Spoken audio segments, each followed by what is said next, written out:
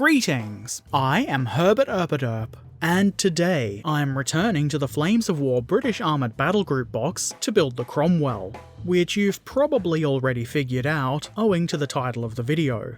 There are 5 15mm scale plastic Cromwells included in this box, and if you so wish you can purchase a box of only Cromwells, which also includes 5 tanks, just the same as the Cromwells in this box. It looks as though even the decal sheet is the same in both boxes.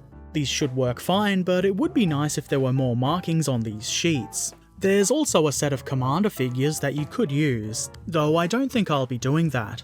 Whichever box you choose to get these Cromwells in, the sprues are the same, and they are quite good, neat sprues with a minimum of mould lines and flashing. I was unable to find any obvious blemishes or miscastings. The details are quite neat and look pretty good.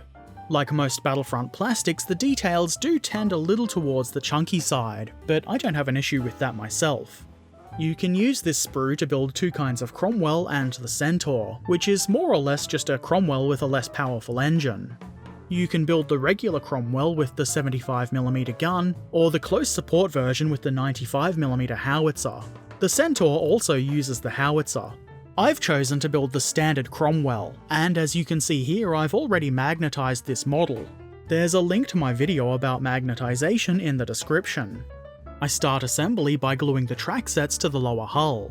These are nice single-piece track sets, and as usually is the case with Battlefront's plastic kits, these are keyed to ensure a nice fit, and they do go on very easily. Next comes the hull top. This is pretty simple to put together. There's a little bit of keying in the front, and it's quite easy to get the parts lined up neatly. There is a little bit of an indent at the front of the hull that I'm not really sure should be there. Otherwise, there's not much of a gap there that needs pressuring. Next, I need to fill this gaping hole in the hull rear. The fit here is a little bit tight, and obviously the mould lines will need to be removed to ensure the best possible gap-free fit. Pressure was also added to help in this regard. Then I attach the front plate. Be sure to use the correct part here. There are 2. The Cromwell uses this one with the gap for the hull machine gun. The other one has that plated over. I'm not entirely sure if that's only for the close support variant. The instructions seem to show that with both versions of the front plate, but I do believe it is also used if you want to build a Centaur. I follow that with the installation of the hull MG.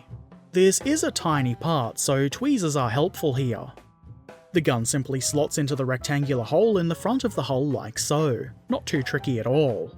This could be the hull completed if you don't want to add the cowling over the exhaust like I do. This is a simple piece. There's no keying or anything for it, so you have to line it up yourself, which is easy enough to do. It just takes a little bit of nudging to get it right. Looks very cowly. And now the hull is complete. This was very quick and easy to do. Obviously that's not the entire build though, so onto the turret. I start that by gluing the lower turret into the upper turret shell part. This is obviously very simple, especially if you put the part around the right way. For some reason, that always seems to help. Next comes the turret rear. This goes on quite easily. The edges of the part are angled so that it fits nicely onto the main shell of the turret. There isn't really anything to guide its vertical positioning though, but it's not too hard to eyeball that.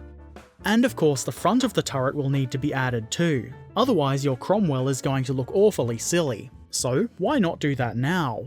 This does have keying on the back so that it fits very nicely into the opening at the turret front. Be sure to position this part the right way up. The flat part of the cutout for the gun should go towards the top.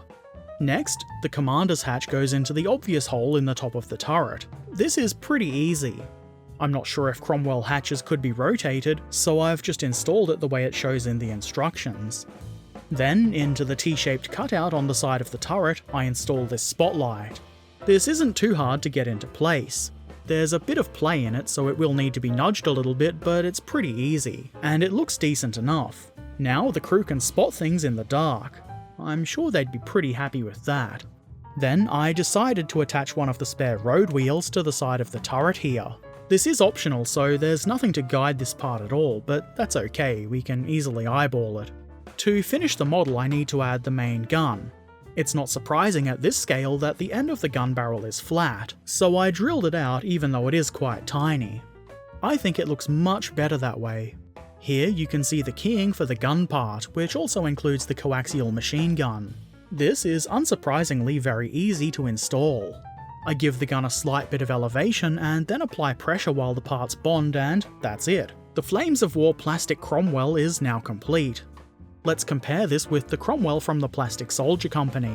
You can tell these models apart because the Plastic Soldier Company tank is painted, while the Battlefront Cromwell obviously isn't, though it is moulded in green plastic, so maybe that's close enough for some people? Other than the obvious paint, these models do have their differences. The Battlefront model seems to be a tiny bit smaller, not much, but a little bit. It's mostly the Plastic Soldier Company model appearing to be a little bit taller. There are also a bunch of differences in the detailing. The Battlefront model obviously doesn't have a hedgerow cutter, and it would be kind of nice if it did. It's not that I forgot to include it, it just doesn't come with one on the sprue. That's okay though. The Plastic Soldier Company kit seems to have a bit more depth in the overhangs, mostly along the sides of the engine deck and that little raised thing behind the turret. What matters though is they're both clearly Cromwells. They're both neat and nice looking with good detail. The Battlefront model is slightly more chunky, and the tracks on the Plastic Soldier Company kit have a little bit of sag to them. I think both are decent models, and I don't really favour one over the other. Obviously, if you're looking for a Cromwell, you're free to pick whichever you think looks better. Personally, I have both, so it doesn't really bother me. In the end, I'm pretty happy with this model.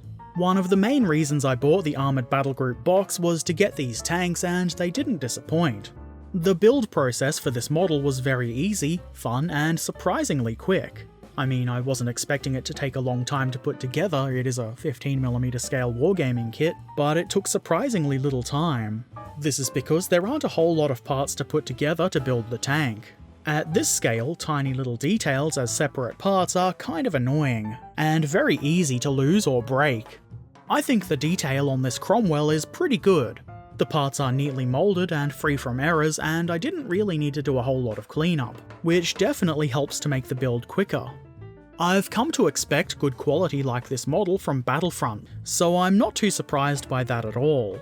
This model is the same as the Cromwell you can get for the game Tanks, so there's a few different ways you can get your hands on this kit. I'm sure some of you might not like the slightly more chunky detail that it has, but it is a gaming piece and it's obviously been designed that way. So that's really how you need to look at it. If you're looking for an extremely detailed display piece in this scale, you might be out of luck.